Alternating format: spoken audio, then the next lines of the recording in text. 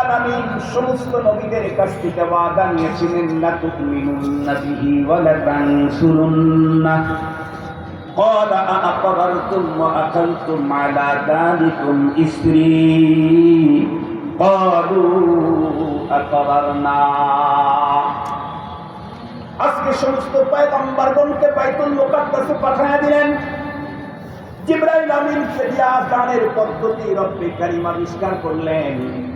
জিবরাইল আমিনের আযানে সমস্ত পয়গম্বরগণ উত্তর দিতে গিয়ে পয়গম্বরের প্রতি ঈমানের স্বীকৃতি হয়ে গেল। এখন নামাজ যে বন্ধুরা আমার ইমামতি করবে জানা কথা, আল্লাহ পাক জানায় দিলেন ইমামতি ইমামুল আম্বিয়া মুসাদ্দিকুল আম্বিয়া ইমামতি করবেন। মুসাদ্দিকুল আম্বিয়া ইমামতি করবেন। মুসাদ্দিকুল আম্বিয়াকে এই আয়াতে কারিমাতে তো আল্লাহ পাক বলেছেন সুম্মা জাআকুম রাসূলুম মুসাদ্দিকুন লিমা মাআকুম। এরপরে তোমাদের শেষে একজন নবী আসবেন যিনি তোমাদের প্রত্যেকের নবুয়ত আর শরীয়তকে তাসদীক করবেন। এই কারণে আমার পয়গম্বর শুধুমাত্র কেবলমাত্র নবীউল আম্বিয়া নন, আমার পয়গম্বর কেবলমাত্র শুধুমাত্র ইমামুল আম্বিয়াই নন। আমার পয়গম্বর যেমন নবীউল আম্বিয়া, আমার পয়গম্বর যেমন ইমামুল আম্বিয়া, আমার পয়গম্বর তেমনি মুসাদ্দিকুল আম্বিয়া। আল্লাহু আকবার বলেন। মুসাদ্দিকুল আম্বিয়া কোরআনে হাকিমের মধ্যে এসেছে, আরো জায়গাতে এসেছে। বিশ্বনবী বন্ধুরা আমার নামাজ আদায় করলেন, তার ইমামতিতে নামাজ হলো। খুব গভীরভাবে কথাগুলি বুঝবেন।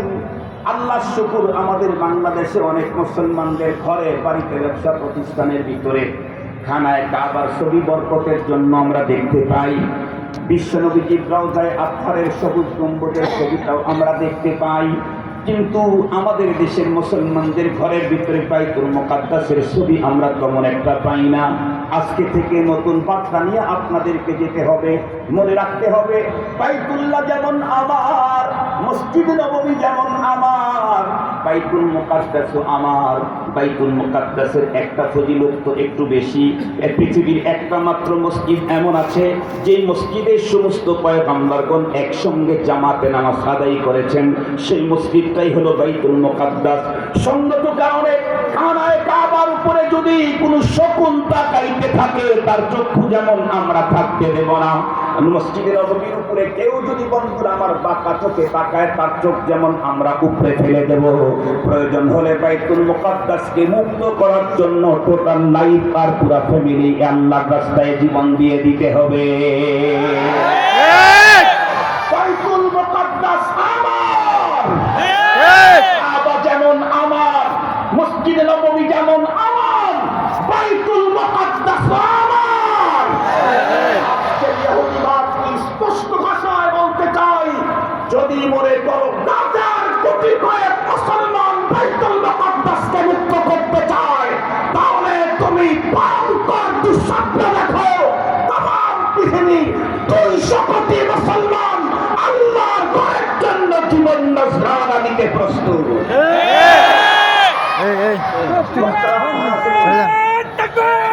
আল্লাহু আকবার। আল কোরআনের আলো ঘরে ঘরে জ্বালো, আল হাদিসের আলো ঘরে ঘরে জ্বালো, ইসলামের শত্রুরা হুঁশিয়ার সাবধান। নারায়ে তাকবীর, আল্লাহু আকবার। আমাদের দেশে যেহেতু এখন সংস্কারই চলতেছে, গ্রুপ এখন বাংলাদেশে দুইটা। এক গ্রুপ চায় নির্বাচন, আর এক গ্রুপ চায় সংস্কার। কি জানেন আপনারা? এক গ্রুপ বলতেছে আগে সংস্কার হোক, নির্বাচন পরে হোক। আর এক গ্রুপ বলে যা হয়েছে হয়েছে, নির্বাচন। আমি আরেকটা সমস্যা দিয়েছেন, তাকে আন্তরিক অভিনন্দন, মোবারকবাদ। ওনারটা ঠিক আছে, ওনার পর একটু সংস্কার করতে হবে, আপনাদের সংস্কার করতে হবে। নারায়ে তাকবীর ঠিক আছে, লিল্লাহি তাকবীর ঠিক আছে, আল্লাহু আকবার ঠিক আছে। পরে কি? কোরআন, আল কোরআনের আলো, এটা ঠিক আছে। আল হাদিসের আলো, এটা একটু সংস্কার করে কোরআন সুন্নাহর আলো একবারে বললে ভালো হয়। আর যদি পৃথক করে বলতে চান তাহলে আল কোরআনের আলো আর সুন্নাহর আলো, এটা বলতে হবে। কেন? হাদিসের আলো আপনি জ্বালাইতে পারবেন না জীবনে। হাদিস কি? হাদিস হলো নবীজি যা বলেছেন, যা করেছেন, যেগুলি সমর্থন দিয়েছেন সব। বলেন তো দেখি, নবীজি ডান হাতের শাহাদত আঙ্গুলের ইশারায় চাঁদকে 2 টুকরা করেছেন, এটা হাদিস। এই আলো আপনি জ্বালাবেন কেন? কথা বলেন, কথা বলেন। আপনি ইশারা করে জ্বালাইতে ভাগ করতে পারবেন না। পয়গম্বরের যে হাদিসগুলি আছে এগুলি 3 প্রকার। কিছু হাদিস এমন আছে যেগুলি করার যোগ্যতাই আমাদের নাই, যেমন এখন যেটা বললাম, এই যোগ্যতাই আমাদের নাই।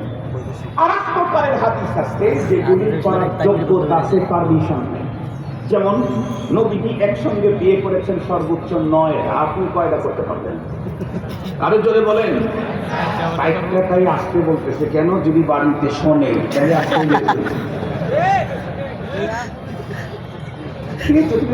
চারটা বলার মতো লোক এখানে নাই যে বলছে জানি না বিবাহিত না আপনি। তো আমি কিন্তু ইচ্ছা করলে 30টা করতে পারবো, এই ক্ষমতা আমার আছে, কিন্তু পারমিশন। কথা বলেন, পারমিশন। নবী একসঙ্গে এতগুলি বিয়ে করেছেন, এটা হাদিস। এই হাদিস মানার কোনো পারমিশন নেই। আর একটা আছে যেগুলি আমি মানতে পারবো, আমাকে মানতে হবে, এগুলাকে সুন্নাহ বলা হয়। এগুলা কি বলা হয়?